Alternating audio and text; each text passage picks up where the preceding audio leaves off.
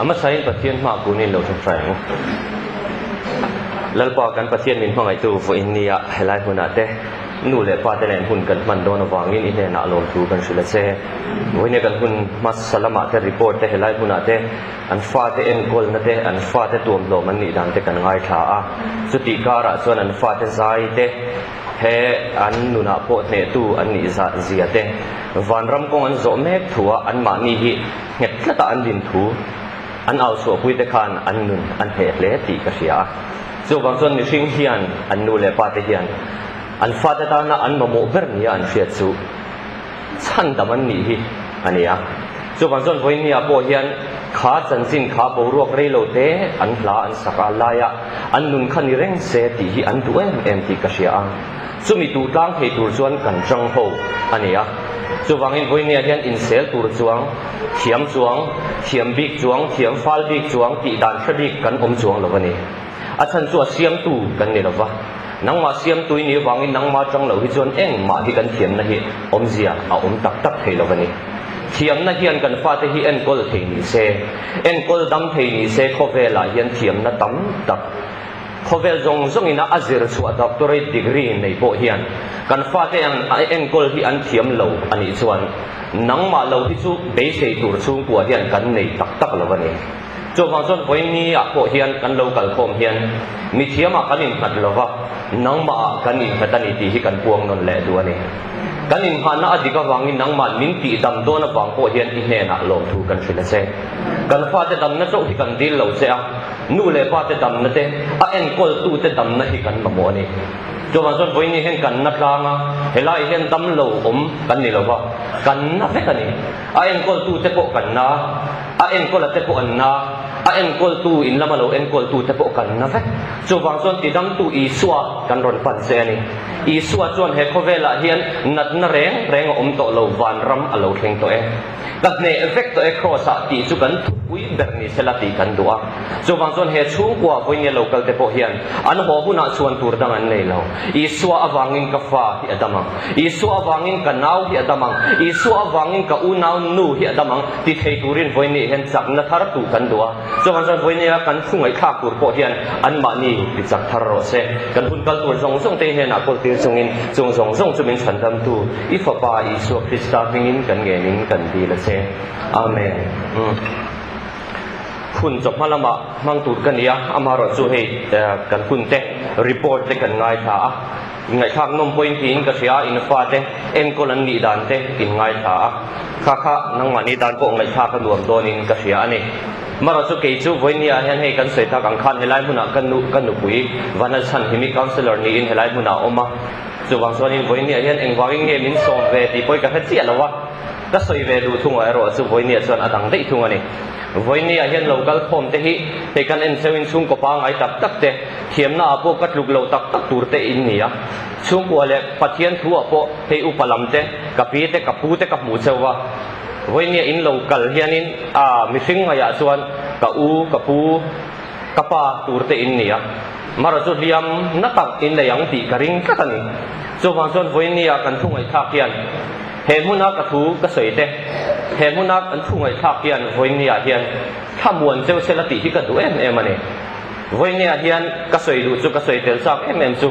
rong bol kan sa ka kan nu pa hian rong bol kan duwa amaro chu kom som li kan hi ma hi chuan rong bol hi ka du lo ani om zia chu he khovela hian enge ka dam chan ve nia enge ka soi veang ti hi pathian ka dil per ania chu mi ma chuan rong bol na hi thu soi tur te hi thanen ngai na ti vak kha kanuna hian min ti boi tam rei khop maya mase voinia chon kum somli ka lo kai ve ta pathianin enge soi tura min ti hi keima a hian achiang ve ta chu wang chon min ko na le soi tura min ti na hun lowa chuan ka kal ngai lowa ka soi ngai lo bokani chu wang chon min som po in ka ngai tu awang enge min som chan ti ka zota min som chana hian min ko na pathianin soi tura min ti subject atel ve wangin voinia hian helai huna hian ka lo ding ani so wang chon pathianin ti tura min ti le soi tura min ti na huna chuan pathianin a ko te le soi tura ati na huna kal te reng a hian mishing ina athiam na le a theina ni lovin pathianin na a tho do na wangin ti tura mamwa so wang chon voinia hian in ma ka lo dinga so wang chon ka thu soi hi ka thiam siam na le ka theina ni lovin pathian in soi tura min ti ka soyanga in nuna zalen na athengang ti hi pathian hengin ka soi du ani chu kan mamo per po ni in ka sia kan bible in hana tura tan ti hian ka soyang fsc bung ruk chang khata chuan ti hian in sia ka no pang te u lalpa a chuan in nu le pa te thu zom ro u chu thil dik ani sia inu le ipa choi moi ro chu thupe piam nei pasaberani chu ti chuan itan thanga leya hian idam rei bokang pathian in thu kan siar te kan zatan mal min som san ro se voinia ahing vo hi ka du em voini parents meet ania ka du em pakhat chu parents ti lai hi ka lavong du ni voini parents meet ani angin voinia hian tunge parents chu ti hi sia thangaya voinia hian an nu le pa te in ni nge a u te in ni nge a en kol tu te tunge in ni a bi le pu nge ka khelawa chu chuan voinia kan hing hian akeng tel vekani an nu le pa ni lo ma ula an chung te nai tak ni lo ma ula parents meet ti hian akinga thil reng chu a hing kan vo hian ani na tur akeng tel ani David lalma chuana kania Davida ti le lalma chuana ti atanga mingphua kania chu wang chuan Davida atanga mingphua kani chuan Davida character kha kani na tur ta na nu le pa in an phoni chuan Davida ang ni kha ka tum mai ne chu wang chuan voinia po hian parents meet ani chuan parents te kan local khom ani chuan enge parents chu ti kha kan khia ta poimo a chu wang chuan parents ti le nu le pa ti hi dang de ni chu wang chuan no pang te u lalpa a chuan in nu le pa te thu zom ro u ti a khan athu bul zok ngai tua chuan ti hian en ziak te thunga children obey your parents among de nu le pa mang lo tat chu wang chuan om zia nei tur ani chu wang chuan tunge parents chu kan ti chuan voini a hian kan du wangin kan pian na kan thang lowa nu le pa kan ti le parents kan ti hi danga chu wang chuan kan bible in tuna asoi ta ang khan no pang te u lalpa a chuan in nu le pa te thu zom ro uti hi atong dang zokin kan let duwa children obey your parents dina da si chuan nu le pa ni lo zo ka sei kat chu wang chuan eng wange ti hi fiat telanga ya tin obey ti amang tel bokani eng wangen nge obey ti thu chua ngam order ani si chuan atu suwa tu le atu soi tu khatunge kan fiat chian a poimo khoping ka sia voini apo hian tunge parents kan ti chuan tunge nu le pa ti kan ti chuan min sing tu te nu le pa anga ngai ania ma se min sing hi ngai tu sinang ti hian missing hi pathian in thil om ta to sa le om lawa tangin min siama vuta tangin min siama thil reng hi engma hi chatuani na om don lo ti pathian in min sila kan tak sa chu ral turania engma om lawa tanga min siama om lea creator ani na ama an puin missing a siama ama ang takin ti le ama an puin ti oma missing chi ni in min siama om to sa le om lawa tanga min siama wangin engma lawa tanga siam thei tu om sun chu pathian ani wangin missing a hian chi ni kan oma thil ral tu le ral thei mi lo chung ri la ni kan neya chu wang chuan missing a hian om ral tur lo kan om si ni chuan tunge kan ni ti sia ta poimo khop mai tunge kan ni chung ri la mi kha tunge ti sia na tang lo hi chuan bible principle si amman thei to lo bani chu wang chuan nu le pa om sia the tur po hian kan fa te kan pathian na tanga an ni na tak tak tur chuan tunge kan ni ti hi sia na ngai phatani chumi ni lo chuan kan sar kala zin tat chung kwa kan soi zin tat chu wang chuan bible in chung kwa soi ve tung chu voinia po hian chung ko sang local khoma in ngai mai thei voinian parents mi tania bible in soi ve le tung chu fsc bung hi chang som pakwa chuan ti hian en sia ka chu ti chuan tuna mi khol le mi cham mai in ni tolwa mi thiang hing tenen chuan tual khat le pathian chung te in ni ta zo ka ti kat chu wang chuan christian chung kwa ti sim sim hi bible a han zong te i mulawang pathian chung te ti ro hi chu omang chung ko lian pui ban raman oma chu chung kwa chuan an chung kwa he khovela din du no an din du wangin taksa nei te chok he khovela om na turatan pathian in a siama chung ri la ral thei lo min da tak om ral thei lo min da he khovela hian chu chung kwa chu ka chung te in ye dia soi si chuan voinia hian chung ko committee kan ni ti hi sia jang tur chung ko kal khom kan ni a kan fa te tan vek that na tur kan du vek ti ka sia chu wang chuan voinia hian chung kwa tuemo an chung ko dang voinia mi sang an om khoma tuemo fa bi kan fa bi khangai to veu lovin he muna hian pathian fa te an oma sumi te chu en ko lang ngai kan en kol hawani ti hi pom theila ka du khopani til dan reng a hi chuan chung kwa fa sa nia in ngai hi an na khop ma se pathian chung te vek kan ni ti ka siat na tang hian chung kwa ka lo nga lutuk voi nia min pui tu le voi nia rong bol na ko nga min pui tu te hi kan lai chin ten ni ngai lo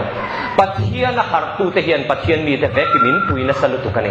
chu wang zon chung kwa ka nga ti ka sia chu mi ba jong zon pasha anu kai ki char char nu le pa la ka tanga pasha ni apiang ni in ngai na hi mo suala min soi lut na salu tu sumi zalen na tang chuan voi ne chuan pathian fa ka ni ti ka sia ta tang hian ka chung te ko ka sa tiam ta voi ne chuan ka chung te vek in ni ti hi ka sa chiang ani voi ne in enkol te po hi ka u nau te vek ani ti hi ka chiang lu tu ka ni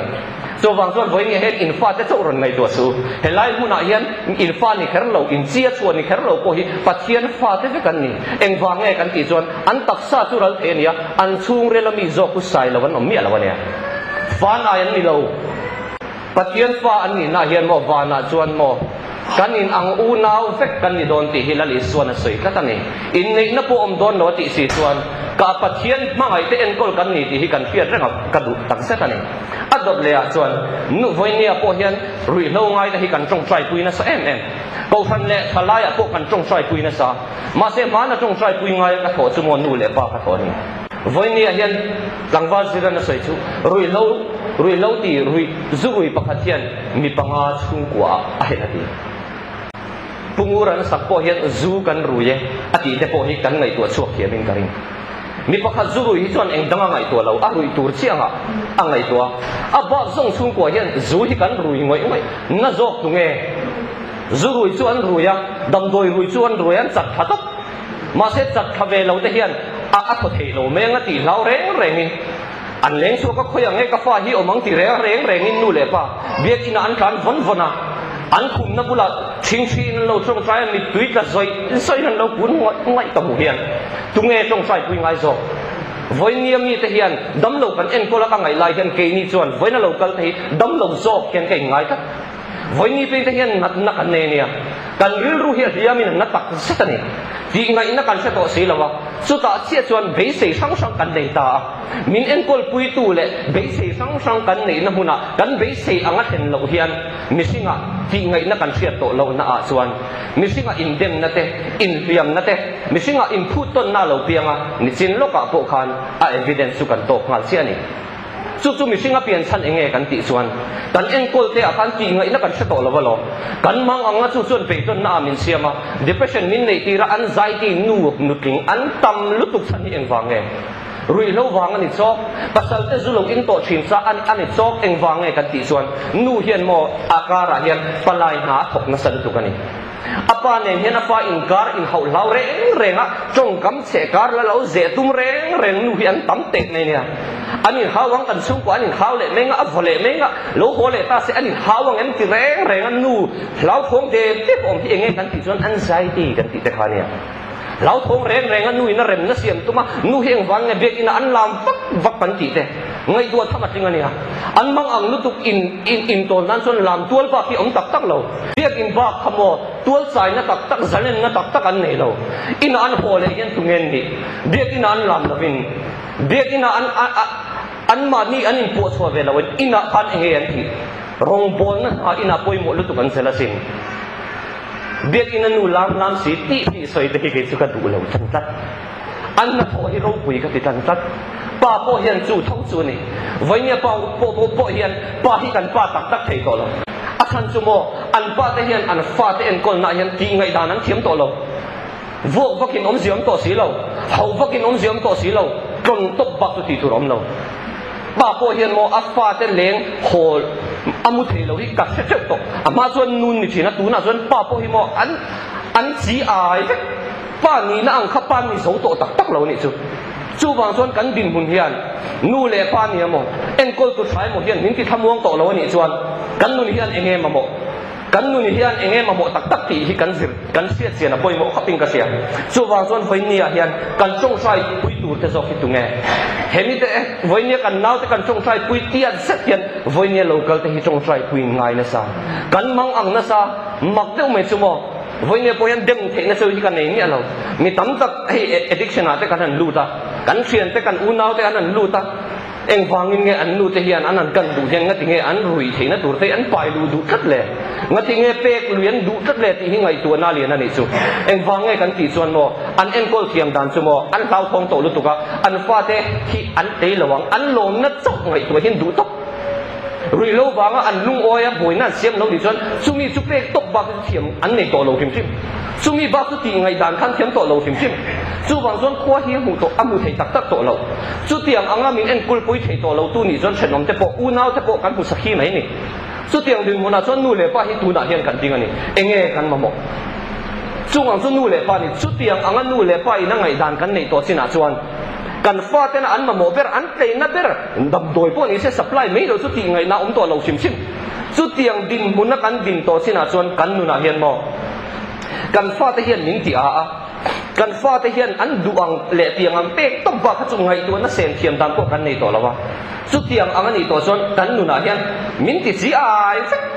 eng ma hi ngai tu na kan nei to lo kan fa khan at le na adu zong enge le bai kan ngen chuan bai le top gitar ngen chuan gitar le top sumi ba su kan thiam to lo top khatianga alom zong le kha hei adim na tur bera ngai na kha alian to to pani chu ma se kha kha chuan rei lo te ba at te na sen si lawa adot le motor aron theng le khati zel khana kai ni chu chu wang son nu le pa hi an kan chi ai tak setting ga sia chu ta chuan enge kan mo niang ti hi chan voi ni he kan soi lok don ani chu wang son nu le pa mang an na hian chung kwa min thi boya voi ni po hian report sang sang kan ngai tha khang ba khati thei tak tak kan nei lo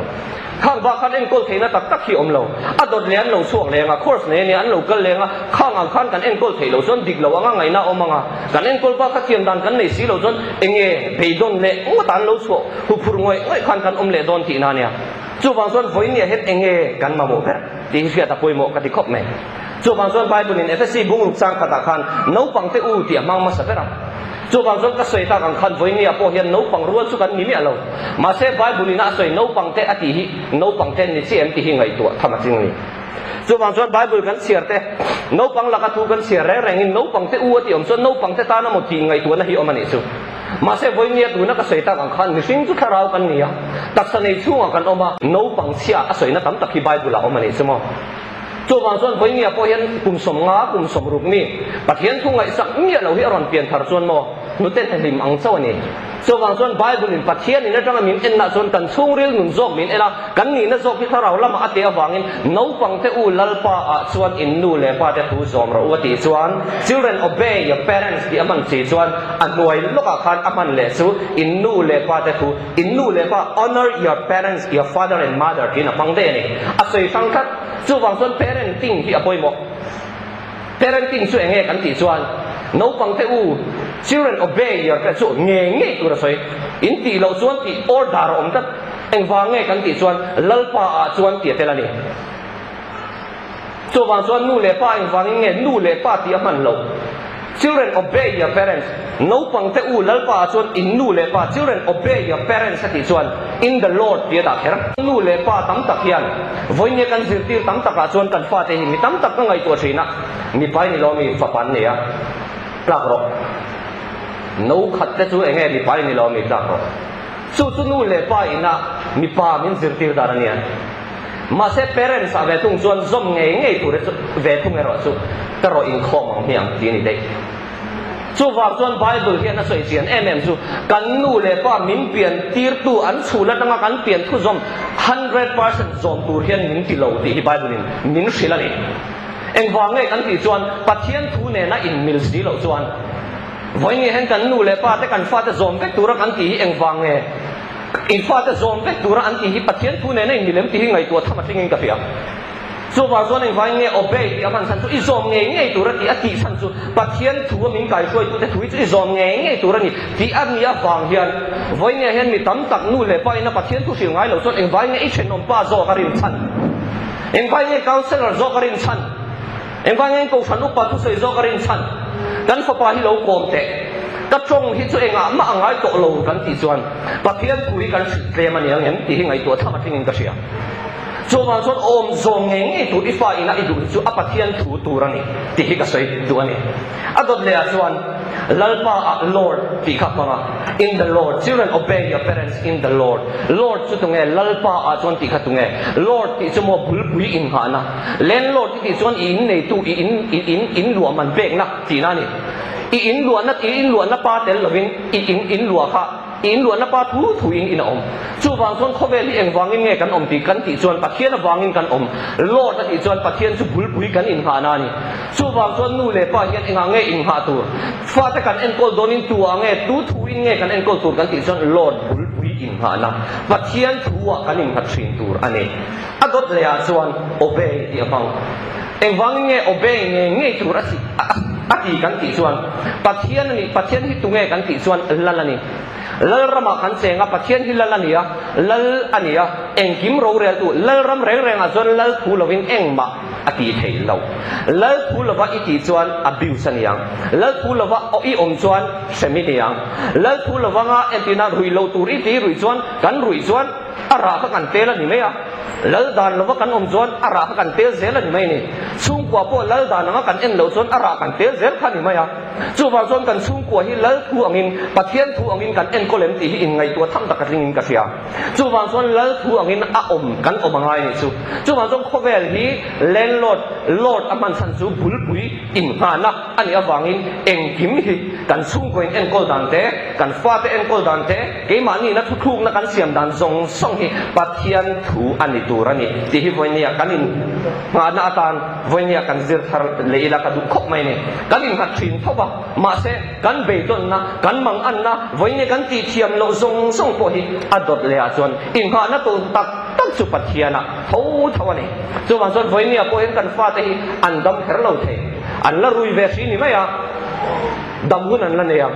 pathiana kan kun ka chuan dam hun an la ne yang an dam nge yang ti hirin ka turani kan ti damang helai center hian na ti damang ti ni lo pathian ina ti damang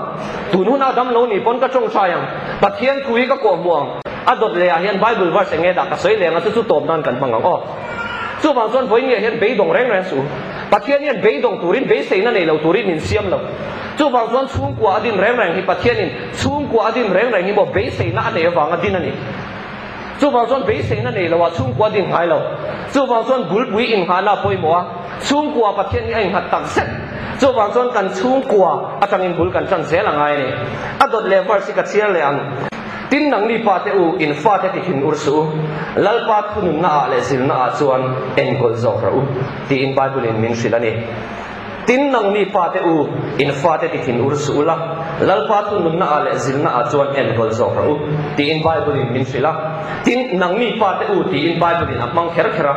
eng wangin nge pathian hi pa ti ai ko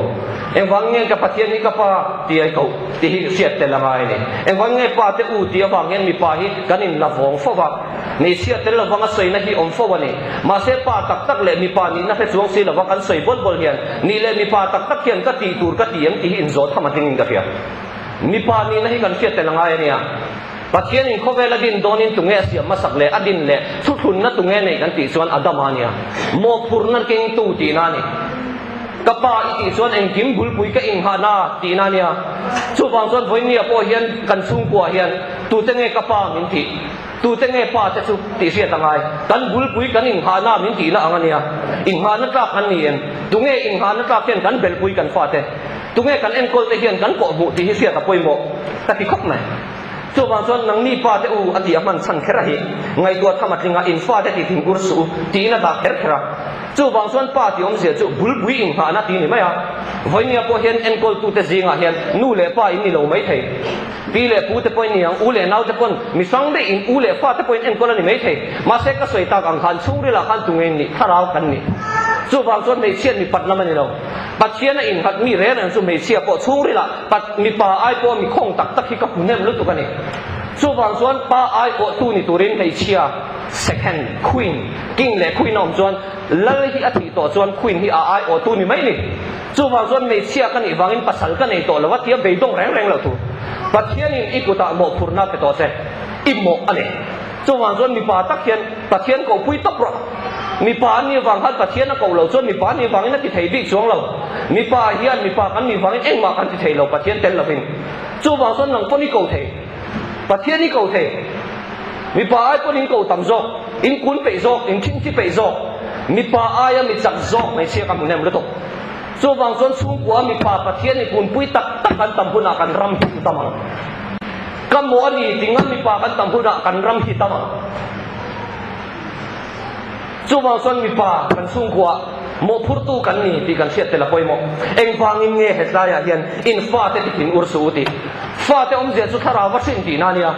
chu wang chuan kan sing thei lo taksa chu kan sing thei ma se min siam tu chu pathian ania inu pung chungai om ma pon ka se to si se ati si chuan tu fa nge kan en kol hi tu fa nge kan pa hi i chong kam na tak i chak do na piang hian tu fa chunga nge i chong kam thalo kha an sia i lo vai nge kan fa te hian thin rim hanin khom ro ti chunga in khom si lawa i fa in khom tura i ti si chuan i fa tan hian a thin rim tha ngati nge ani hi in khom si lawa ngati nge ti tura a ti si hi min ti tir ve si lawa ti hian chung re la hian nak nak kan neya fa te hian nu le pa in ni vai kan soi tur kan soi ngam si lawa kami kan soi chuan nu le pa sa lo kan ni zel box ya ma se bai bu den nu le pa soi chu parents hi ni dei pathian atanga min en kol tu te hi chumo an khu zom pangkin tura min ti zo ka hi kan hu tlem chuan chung re la hian fa te a hian thin rim na in kat kan khata kan duangin kan duang le kan tiang kan mu lo na sak lu tu ka hian fa te a depression apianga kan soi ngam bok si lawa chu chuan in ke mani han thin rim na an sia tam tak kan don na lo pianga chu chuan kan du lo tam tak te thin rim kan in sit khang na hun kan fa te a hian apiang tam lu tu ka ni chu wang chuan nge poi mo ber kan ti chuan nang ni fa te u in fa te ti thin ur ul suula ati si chuan fa te ti thin ur lo da na chumo pathian thu hi silani lo pathian thu hi silani lo pathian thu chu kan ngai thanem lu tu pul pita po ko khana po kan ngai thanem chung in khom po kan nei thalu tu ko lo ma se ngati nge kan chung ko hi ngati nge kan chung ko hi ti nga kan om eng wange manian no pang counseling payroll counseling an soi tam per ka siat tu kanu le pa chuan pathian thu min sin nem chung ko kon soi nem ma se an soi ang hi kap mulawani a soi zo sia tu ka tangina ti le suang lawani pon a soi ang hi ni chuak le suang si lawati hi an nat na lian tarani chu chuan nu le pa te bula hian soi sen nu le pa chuan min zaro ka fa in lo mi ka sini no mi ka chom ka sai le ni kha ti jong ka min han cha khum le sia hian kan ri kan chung ri la hian nat na om kan chung ri la hian nat na liang na tak om chu wang chuan fa kan sin an ni wanga op pe tum na kan chom an ni wanga an thu kan thu noya da tum na an te lai kan chom an ni wanga kan du tir thei tura da na chu pathian mi ta tang hian a fa en da na hian a niang em chu wang chuan pathian in du sak bi kan nei lo ti te hi chu kan na set chu wang chuan voi ni a po hian ni chinan soi ta kang khan he chu koi in fa te sang sang an lo da khoma ang khatin kan en ti hi mo a pathian tu te amazing pathian mi ta tang hian kho ve la mi zong zong hin du an ni mo musulman an ni mo ang khatin du sak bi kan nei lo ti hi fi la se thiam tur chuan nang ma khan chung re la khan pathian fa ini te langai ani te lo chuan ni chung ko sar kal zimang Christian chung kwa kan pe na pathian chung te kan ni ti hi kan pe tama poi mo in ka sia chu wang chuan voi ni a po hian be don thak takin in chung kwa be don na wang te in fa te wanga be dong in lo lu ta ni mai the ma se voi ni en ka sa du seu su be dong su ilo ho nga in ti tur ber om chun su pathian hi soi thu sil lo la pathian hi arin ka zia hi pu ti ro pathian hi be don na ruama po be se ya om zia in be don na po hian I chin thi te hi mutam ro se ama awanga be se na zong song I nei to lo chung po pathian na I be se na tong kam I tong sai vi hi ngai khatam ro se chu chuan an ma ni nu na hian thu soi lian ber chu ba ka tha chu en kol na hian ka selawani chu nu le pa en kol fa te en kol ko nga po hian an in ka sia ka fanu hi kum hi la ting mi lo mase ka fanu yana zirtam tak chu ka se zia yan zirtam tak ania karma salok khan athala api miron thona kana thona puna chu ta miron thon chu apu hian hei sukara ne ya injection zia thina a choi do na piang hian tu manan sil lo alo en chin nge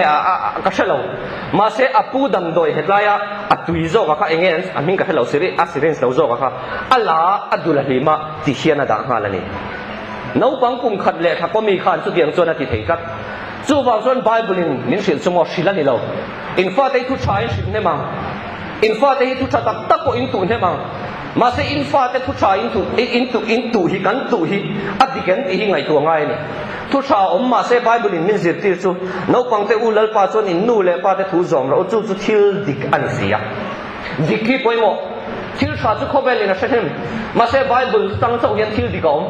chu wang chon kan thu sil chin te kan fa te thu dik thu cha ngai kan sil thu dik sil tu chon Bible thu pathian thu sil ngai pathian thu po chu adiken ti fian le zir le ngai chung zir tu chon nu le pa hian pathian thu hi kan zira kan lu chin ngai a kan fa te hi pathian thu dik tak kan tu dika pathian thu dika kan el chon an ma ni hian ara an lo tong ani chu tiang che chon nang ma po hian pathian thu dik ang chu i apply chon in fa te po hian apply dan an don thia bang ma se boine kan thu siat tam tak chu kan pathian thu siat ti kan apply dik lo nge kan se dik lo ke ni kon kan zalen pui lo chon kan fa te ning tin nge an zalen puyang kan pathian thu ngai khak le kan pathian thu siat ti ke ma po hian ka zalen pui lo chon kan fa te zalen pui tura tan hian ka tu en inun ang khai fa in nei se ti duen nang ma ang khapiang se ti duen voinia fa ka nei na chuan ke ma ang hi ka fam kin na hi ka zalen na ang hi ka fa hian nei ve se ti du na changin fa hin ni ka cha ka nei chu fashin om zia ka siat tiam tan ani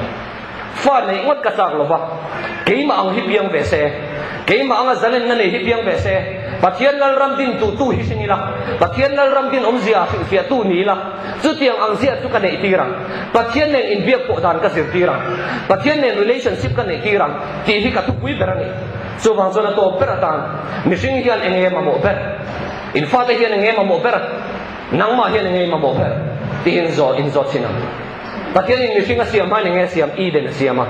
mishing an lo om lo eden ko na siama eden is the presence of God ti na ni pathian che na ni eng ma om main pathian om eng ma om main pathian om in fa te pian main pathian om nu pai ni main pathian om iu nau nu pian main pathian om eng ma ko vel om main pathian om pathian presence ka om to chu wang chuan nang ma po hian engei ma mo ber iu nau pa dam na ni lo iu nau nu dam na ai po hian i ma mo zok chu pathian na dam nai ma mo ma sa pathian ai dam chat chuan iu nau na hi na ni to lo bang chu mi pathian presence sa chuan pathian in adam ada sawani mi zong hian kan ma mo ber chu mo pathian in relationship kan ma mo ma sa ber if anu iu nau nu hian pathian na ma mo ma sa ber if pa hian pathian na ma mo ma sa ber chung zong ai po poi mo ka ti ber chu mo he to ber na nang ma in mangai angin event te mangai ro midang mangai hi har ka ti tak set eng wange ama chuan ke ma afam kim lo hi midang atanga fam kim ka tuma ka unau hi kan chung ko hi tha ilatia kan chung ko fam kim na hi ka zonga kan upui hi tha se tia fam kim na midanga ka zonga kan ko san hi tha se kan ko san hi nungila tia ke ma ania than na hi ka tua ma se chung zong ina bible min sil sumo nang ma in mangai angin event te pangai roti so wa zon ngai poimo masak ngai sumo ke ma ni hi ngai tu masak ngai hi lo ni reng mami in ngai poimo masakhi lo poimo nang ma i zalen tu chuan mo ibula thu rewat po khan azalen na sang the ni aw athan chu mo nang ma pathian i zalen chuan eng mai ma mo to lo midang faki ma mo to lo midang ruti ma mo to lo re midang faki ma mo to lo mi sel na pon atina zo to lo wang se chu tiang khopa in nu na zalen to chuan mo hei lo chang ve ro an ti pon ngoro nei zo ro